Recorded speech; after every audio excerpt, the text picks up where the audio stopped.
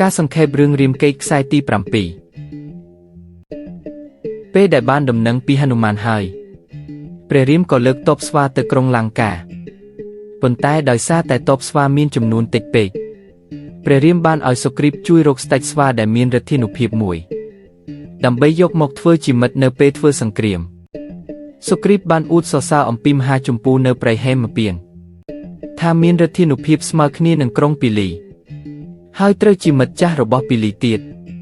ព្រះរាមក៏បញ្ជូនហនុមាននិងអង្គទនាំសារទៅចងសម្ព័ន្ធភាពជាមួយមហាជម្ពូដើម្បីសុំកងទ័ពជំនួយប៉ុន្តែហនុមានបានធ្វើកិរិយាប្រហើនកោងកាច់ដាក់មហាជម្ពូ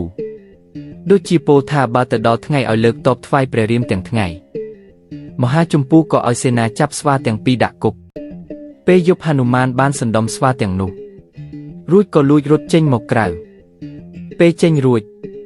ហនុមានបានលើកទាំងគ្រែមហាជម្ពូកំពុងផ្ទុំហោះនាំយកទៅថ្វាយព្រះរាម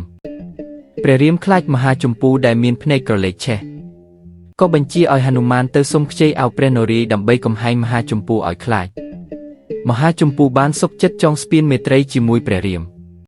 ប៉ុន្តែមិនព្រមធ្វើសហប្រតិបត្តិការខ្លួនឯងផ្ទាល់ទេទុកឲ្យខុននីលនិងខុននូជំនួសខ្លួន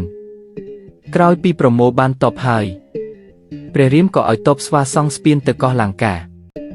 ដោយលើកដុំថ្មទម្លាក់ទៅក្នុងសមុទ្រពួកនាងមณีមេខលាជាទេពធីតារក្សាសមុទ្របានបបួលគ្នាពំដុំថ្មនោះចេញ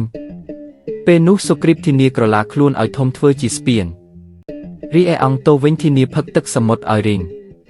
ប៉ុន្តែព្រះរាមពុំព្រមក៏ប្រកាសកំហែងនាងមณีមេខលាដោយថ្លែងសរឲ្យទឹកសមុទ្រពុះនាងមេខលាភិតភ័យក៏ធានាស្ថាបនាស្ពានមួយថ្វាយហើយព្រះរាមក៏លើកទ័ពស្វាទៅកោះលង្កា